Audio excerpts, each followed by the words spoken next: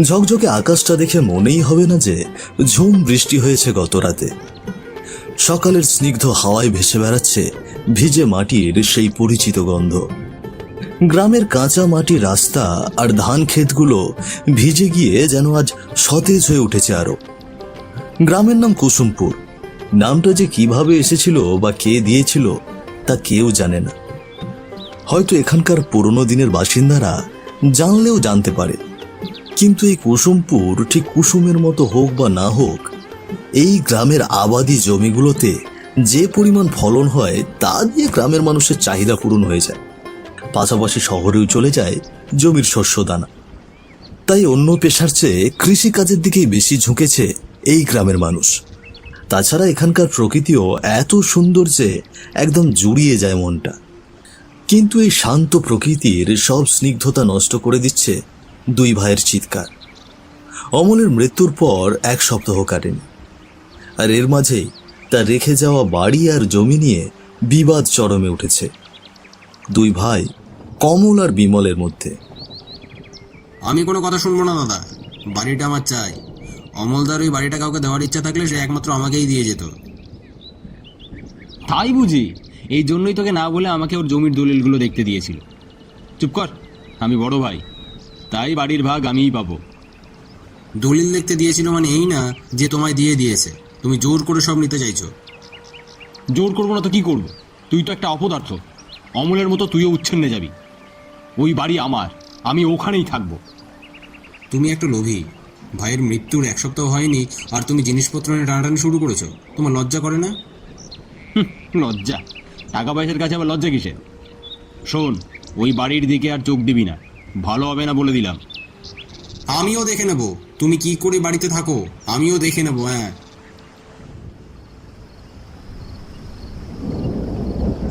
বাড়ির সামনে আসতেই একটা ঠান্ডা হাওয়া বয়ে গেল কমলের শরীর জুড়ে।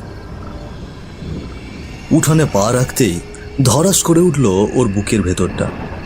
সে দেখতে পেল বাড়ির দাওয়ায় বসে আছে একটা ছায়ামূর্তি, অবিকল অমলের মতো দেখতে। পরনে সেই একই পোশাক। কে কে বসে আছে ওখানে? কোনো উত্তর এলো না। স্থির হয়েই বসে রইল সেই ছায়ামূর্তি। কমল ভাবল হয়তো চোখের ভুল, সে তো আর এই পৃথিবীতে নেই। ঠিক এমন সময় ওই ছায়ামূর্তির দিক থেকে ভেসে এলো অমলের কণ্ঠস্বর। আমার বাড়িতে কেন এসেছিস কমল? অমলদা, তুমি তুমি এখানে কি করছো? তুমি তো... হ্যাঁ, আমি মৃত। তাতে কি? খবরদার আর আমার বাড়িতে পা রাখবি না। যা, বেরিয়ে যা এখান থেকে, নইলে কিন্তু... যাচ্ছি যাচ্ছি দাদা, দয়া করে আমাকে কিছু করো না। আমি আমি আমি এক্ষুনি যাচ্ছি। রাত বিরেতে গ্রামের রাস্তা ধরে নিজের বাড়ির উদ্দেশ্যে হাঁটছে বিমল। 2 দিন আগে লুকিয়ে অমলের বাড়িটা একবার ঢুকেছিল সে। অমল তার কিছু দরকারি কাগজপত্র আর সামান্য কিছু জমানো টাকা একটা পুরনো কাঠের বাক্সে রাখত। এটা আগে থেকেই জানা ছিল বিমলের। অমলের মৃত্যুর পর ওর মনে হয়েছিল কমলের আগেই ওগুলো সরিয়ে ফেলা দরকার, আর বিমল করেছেও তাই। কমল বাড়িতে গেলেও ওই দামি জিনিসগুলো আর পাবে না এই ভেবে মনে ফুর্তি নিয়ে হাঁটছে সে। বোকাটা ভেবেছে ঝগড়া করে সব নিয়ে নেবে। আসল জিনিস তো আমার হাতে, কাল সকালেই সব ব্যবস্থা করে ফেলব। হঠাৎ বিমলের মনে হলো কেউ আসছে ওর পেছন পেছন। কি ব্যাপার? কেউ আছে পেছনে? কেউ থাকলে সাড়া দাও। কোনো জবাব এলো না। এবার একটু ভয় পেল বিমল, কিন্তু হাঁটা থামালো না সে। কে কে আমার পেছনে? কথা বলছিস না কেন? হঠাৎ ওর সামনে হাজির হলো একজন। সেটা আর কেউ নয়, স্বয়ং অমলের প্রেতাত্মা। আমার জিনিস নিয়ে কোথায় রেখেছিস বিমল? অমল, তুই? আমায় মাফ করে দে, আমি তো কিছু নিইনি। মিথ্যাবাদী! আমার জিনিস তুই চুরি করছিস, ফিরিয়ে দিবি, ফিরিয়ে দিয়ে যাবি আমার জিনিস। ও বাবা গো, কে আছো? বাঁচাও, বাঁচাও, মেরে ফেলবে আমাকে। বিমল আর সেখানে অপেক্ষা করেনি, ভয়ে দৌড়ে পালিয়েছিল নিজের প্রাণটা নিয়ে। পরদিন সকালেই সারা গ্রামে ছড়িয়ে পড়ল অমলের প্রেতাত্মার গল্প। নদীর ধারে বসে এই নিয়ে আলোচনা করছে গ্রামের কয়েকজন। তাদের মধ্যে রয়েছে মাধব, শিবু, নারায়ণ আর নরেন কাকা। রে মাধব, কাল সন্ধ্যায় কি হয়েছে শুনেছিস? শুধু কি কমল, আমি তো শুনলাম রাতে বিমলকেও নাকি তাড়া করেছিল। ভয়ে কাঁপতে কাঁপতে নাকি বাড়ি ঢুকেছিল বিমল। কি বলছো? আমার তো শুনেই গা ছমছম করছে। অমল মরে গিয়েও শান্তি পায়নি, কিন্তু সে তো খুব শান্ত শিষ্ট ছিল। ভূত হয়ে সবাইকে ভয় দেখাতে যাবে কেন? নিশ্চয়ই কোনো কারণ আছে। আত্মারা তো আর এমনি এমনি ফিরে আসে না, কোনো না কোনো অতৃপ্তি রয়ে গিয়েছে বোধ হয়। অতৃপ্ত তো বটেই, ওরকম জোয়ান ছেলে হুট করে মরে গেল। ব্যাপারটা আমার কেমন যেন গোলমেলে লাগে। ঠিক বলেছ নারায়ণদা, ওর তো কোনো অসুখ বিসুখ ছিল না। আর মরার পর থেকে দুই ভাইয়ের কাণ্ড কারখানা দেখেছো। শ্রাদ্ধ শান্তি ঠিক মতো হলো না, তার আগেই জমি বাড়ি নিয়ে মারামারি। আমি গতকাল রাতে অমলের বাড়ির ওদিকে গিয়েছিলাম। স্পষ্ট দেখলাম অমলের বাড়ির দিকে একটা কালো ছায়া মতো কেউ যেন হেঁটে গেল। যদিও বুঝিনি ওটা কে হতে পারে, কিন্তু ভয়ে গলা শুকিয়ে গিয়েছিল আমার। পাপ হচ্ছে, এই গ্রামে বড় কোনো পাপ হচ্ছে, না হলে এমনটা হওয়ার কথা নয়। অমলের আত্মা শান্তি চায়, কিন্তু ওর দুই ভাই যেভাবে লোভের খেলা খেলছে, তাতে শান্তি আসবে কি করে? আমার মনে হচ্ছে এর পেছনে অন্য কোনো রহস্য আছে। শুধু সম্পত্তি নিয়ে ঝগড়া নয়, ব্যাপারটা আরও গভীর। অমলের মৃত্যুটাও এত সহজ নয় আমরা যেমনটা ভাবছি। সেদিন বিকেলে বাজারের মধ্যে হরি কাকার সাথে দেখা হলো নারায়ণের। বাজার তখন বেশ জমজমাট। বৃষ্টি না থাকায় বেচা কেনাও চলছে দেদার। কিন্তু এই দুজন মানুষের সেদিকে কোনো নজর নেই। ওরা আলোচনায় মেতেছে অমল আর তার দুই ভাইকে নিয়ে। কাকা, আমি সকাল থেকে একটা কথাই ভাবছি। অমলের মৃত্যুটা স্বাভাবিকভাবে মেনে নিতে পারছি না। কেন রে, তোর কি মনে হচ্ছে? গ্রামের ডাক্তার কি বলেছিল মনে আছে? হঠাৎ নাকি হৃৎপিণ্ড থেমে গিয়েছিল অমলের। কিন্তু অমলের মতো সুস্থ সবল ছেলের হঠাৎ করে এমন কিছু হবে বলে আপনার মনে হয়? তাও আবার কোনো কারণ ছাড়া। আমার মনটা খচখচ করছে। তোর কথা ফেলে দেওয়ার মতো নয়, কিন্তু প্রমাণ ছাড়া কি বা করা যায় বল। আচ্ছা কাকা, গ্রামের আর কে কে দেখেছে অমলকে বলুন তো? অনেকেই দেখেছে বলছে। যেমন ধর ওই যে মাধব, ও পরশুদিন কমলের কাছ থেকে অমলের একটা পুরনো লণ্ঠন সস্তায় কিনেছিল। সেদিন রাতেই নাকি অমলকে দেখেছে ওদের পুকুর পাড়ে। কি বলছেন? কমলের কাছ থেকে জিনিস কেনার পর? হ্যাঁ, শুধু মাধব নয়, শিবু কমলের কাছ থেকে একটা ঘড়ি কিনেছিল। সেও নাকি কাল রাতে অমলের প্রেতাত্মা দেখেছে। আমার ধারণা অমলের টুকটাক জিনিসপত্র বিক্রি করে দিয়েছে কমল। আর অমলের আত্মাও বোধহয় ওর জিনিসগুলোর মায়া ছাড়তে পারছে না।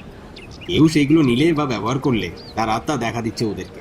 তার মানে অমল চাই না ওর কোনো জিনিস কেউ নিক, বিশেষ করে ওর দুই ভাই যেভাবে সব বিক্রি করে দিচ্ছে। ব্যাপারটা তাহলে এবার পরিষ্কার হচ্ছে কাকা, ওরা দুই ভাই মিলে কিছু একটা করেছে। অমলের আত্মা ওদের পাপের শাস্তি দিতেই ফিরে এসেছে, বুঝতে পেরেছেন? যদি তাই হয় তাহলে তো সামনে বড় বিপদ। লোভের আগুনে দুই ভাই জ্বলছে, না জানি সেই আগুনে পুরো গ্রামটাকেই না পুড়তে হয়। রাত তখন অনেক হয়েছে। টিপটিপ করে বৃষ্টিও শুরু হয়েছে বেশ কিছুক্ষণ হলো। গ্রামের চায়ের দোকানটা অবশ্য তখনও খোলা। সেখানেই মুখ ভার করে বসে আছে কমল আর বিমল। গতকাল ঝগড়ার পর তাদের মুখ দেখা দেখি বন্ধ ছিল, কিন্তু অমলের প্রেতাত্মার ভয় আবার এক জায়গায় এনে ফেলেছে তাদেরকে। দুজনের চেহারায় স্পষ্ট আতঙ্কের ছাপ। তুইও দেখছিস তাই না? হ্যাঁ দাদা, সন্ধ্যায় ওই বাড়ির দাওয়াতে বসেছিলাম। অমলদাকে আমি স্পষ্ট দেখেছি। তুমিও দেখেছো নাকি? তুই তো শুধু দেখেই আধমরা হয়ে গেলি। আর আমাকে তো রাস্তায় তাড়া করেছিল। আমি পরিমরি করে কোনো মতে প্রাণটা হাতে নিয়ে পালিয়ে এলাম। এখন কি হবে দাদা? ও তো আমাদের ছাড়বে না, আমাদের পাপের শাস্তি দেবেই। চুপ কর, পাপের কথা বলবি না। যা করছি ভালোর জন্যই করছি। এখন ভয় পেলে চলবে? ভয় পাবো না? তুমি বুঝতে পারো না ও আমাদের শেষ করে দেবে? তাছাড়া অমলদার জিনিসপত্র আমরা যেভাবে বিক্রি করছি, ও হয়তো সেসব কারণেই রেগে আছে। তাহলে এক কাজ করা যাক, আর দেরি করে লাভ নেই। আজ রাতেই আমরা ওই বাড়িতে যাব, যা আছে সব বের করে এনে কালকেই ভাগাভাগি করে নেব। একবার সব আমাদের হয়ে গেলে অমলের প্রেতাত্মার কি করবে? এই রাতে এই বাড়িতে আমার আমার সাহস হচ্ছে না দাদা। আরে আমি তো আছি, দুজনে একসাথে গেলে কিসের ভয়? আজ রাতেই সব ফয়সালা করতে হবে, না হলে অমলের ভূত আমাদের শান্তিতে থাকতে দেবে না। চল চল, আর দেরি করিস না। ঠিক আছে, চলো, যা হওয়ার হবে। পরদিন সকালে এক ভয়ঙ্কর খবর পেল সবাই। গ্রামের মানুষজন অমলের বাড়ির সামনে এসে দেখল উঠানে পড়ে আছে কমল আর বিমলের নিথর দেহ। খবরটা ছড়িয়ে পড়তে মোটেও দেরি হলো না। মাধব, শিবু, নারায়ণ আর নরেন কাকা উপস্থিত হয়েছে অমলের বাড়ির সামনে। এ কি করে হলো? দুই ভাইয়ের একসঙ্গে? ওদের মুখের দিকে তাকিয়ে দেখেছিস কি ভয়ানক আতঙ্কের চাপ? মনে হচ্ছে খুব ভয়ঙ্কর কিছু এসে মেরে ফেলেছে। সাপে কাটলো নাকি? এই বর্ষার দিনে সাপের ভয় তো থাকবেই। না, সাপে কাটার কোনো দাগ নেই শরীরে, আর কোনো আঘাতের চিহ্নও নেই। দুজনে একইভাবে মরেছে, যেন ভয়ে বন্ধ হয়ে গিয়েছে রোদের হৃৎপিণ্ড। আগেই বলেছিলাম অমলের আত্মা শান্তি পায়নি, ও প্রতিশোধ নিতেই ফিরে এসেছে। লোভের কি সাংঘাতিক পরিণাম! কালকে রাতে নাকি ওরা দুজন অমলের বাড়িতে ঢুকতে গিয়েছিল, অমলের সবকিছু দখল করে নেবে বলে। তার মানে অমলই মেরেছে ওদেরকে। গ্রামের এই ভয়ঙ্কর ঘটনার কিছুক্ষণ পরেই জানা গেল গ্রামের কেষ্ট নামের এক অল্প বয়সী ছেলে বাড়িতে জ্বরের ঘোরে পড়ে আছে। শুধু তাই নয়, কমল আর বিমলের মৃত্যুর একমাত্র সাক্ষী নাকি এই ছেলেটি। কিন্তু কেন আর কি দেখে সে ভয় পেয়ে লুকিয়ে আছে তা জানতেই সরাসরি কেষ্টর বাড়িতে চলে এসেছে নারায়ণ আর হরি কাকা। কিরে কেষ্ট, কি হয়েছে রে তোর? কি দেখে ভয় পেলি? আমি সব দেখেছি দাদু, কালকে রাতে। ভয় পাস না, কি দেখেছিস আমাদের খুলে বল, আমরা আছি তোর সাথে।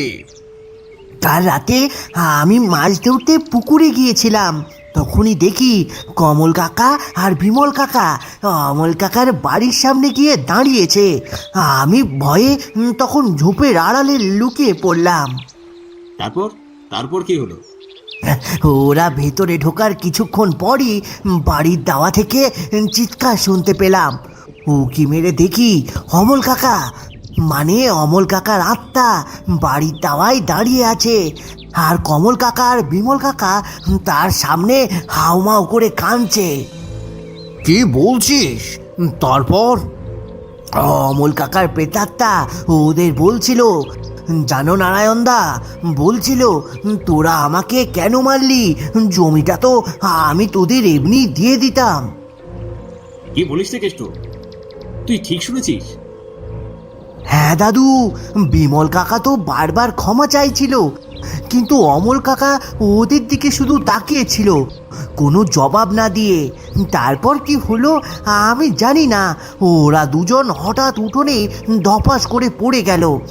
তারপর আর কোনো আওয়াজ নেই। আমি এত ভয় পেয়েছিলাম যে দৌড়ে বাড়ি চলে এসেছি। আর হ্যাঁ, আরেকটা কথা, অমল কাকা এমনি এমনি মারা যায়নি, ওরাই অমল কাকাকে বিষ খাইয়ে মেরেছিল, আমি ওদের মুখে বলতে শুনেছি। গতকাল রাতের ভয়ঙ্কর দৃশ্যগুলো যেন ভেসে উঠল কেষ্টর চোখের সামনে। কমল আর বিমল যখন অমলের বাড়ির সামনে গিয়ে পৌঁছল, তখন জায়গাটা পুরোপুরি অন্ধকার, ভেতরে ঢুকল না। কেবল লণ্ঠন হাতে উঠানে দাঁড়িয়ে রইল ওরা। দেখেছিস, কেউ নেই এখানে, শুধু শুধু ভয় পাচ্ছিস তুই। না দাদা, আমার ভালো লাগছে না, চলো ফিরে যাই। তাদের কথার মাঝেই হঠাৎ বাড়ির উঠানে চোখের পলকে হাজির হলো অমলের প্রেতাত্মা। ভয়ানক চমকে উঠল কমল আর বিমল দুজনেই। আমার বাড়িতে আবার কেন এসেছিস তোরা? ওরে বাবা রে, এই যে অমলদা, চলো চলো পালাই, চলো পালাই। তুই ঠিকই বলেছিলি কমল, এইখানে আসাটাই ভুল হয়েছে। কোথায় পালাবি? আজ আর পালানোর কোনো পথ নেই তোদের। আমাদের মাফ করে দাও দাদা, আমরা ভুল করেছি। আমরা আর তোর সম্পত্তি লোভ করবো না, তুই আমাদের ছেড়ে দে আমাদের। জমি চেয়েছিলি, একবার মুখ ফুটে চাইলেই তো পারতিস, আমি তোদের দিয়ে দিতাম। কিন্তু তোরা কি করলি? আমার খাবারে বিষ মিশিয়ে দিলি, নিজের ভাইয়ের রক্তে হাত রাঙালি। আরে আমরা সত্যি খুব লোভী, আমরা পাপী। এইবারের মতো আমাদের ক্ষমা করে দে ভাই, এবারের মতো আমাদের বাঁচতে দে। তোদের আর বাঁচার অধিকার নেই। এই বাড়ি, এই জমি আমার, এখানে তোদের কোনো জায়গা নেই। তোরা আমাকে আমার ঠিকানা থেকে সরাতে চেয়েছিলি, তাই না? দেখ, আমি কিন্তু আমার নিজের জায়গাতেই আছি, আর আজ তোদেরকে শেষ ঠিকানায় পাঠাবো আমি। অমলের কথা শেষ হতেই প্রচন্ড শ্বাসকষ্ট শুরু হলো কমল আর বিমলের। মুখ দিয়ে কোনো আওয়াজ বের হচ্ছে না, যেন অদৃশ্য কিছু চেপে বসে আছে ওদের গলায়। চিৎকার করে সাহায্য চাইবে কারো কাছে, সে উপায়ও নেই ওদের। দৌড়ে পালিয়ে যেতে চাইল ওরা, কিন্তু শরীরই নাড়াতে পারল না এক চুলো। আচমকা উঠানে মুখ থুবড়ে পড়ে গেল দুজন। ওই জায়গাতেই পুরোপুরি শেষ ওরা। নিজেদেরই কৃতকর্মের ভয়ানক পরিণাম ভোগ করতে হলো দুই ভাইকে। ওদিকে দাওয়ায় দাঁড়িয়ে থাকা অমলের প্রেতাত্মা ধীরে ধীরে উধাও হয়ে গেল রাতের অন্ধকারে, যেন অমল এখানে কখনোই ছিল না। তবে কেউ যদি এই বাড়ির বিন্দুমাত্র ক্ষতি করতে চায়, তাহলে আবারও ফিরে আসবে অমলের প্রেতাত্মা।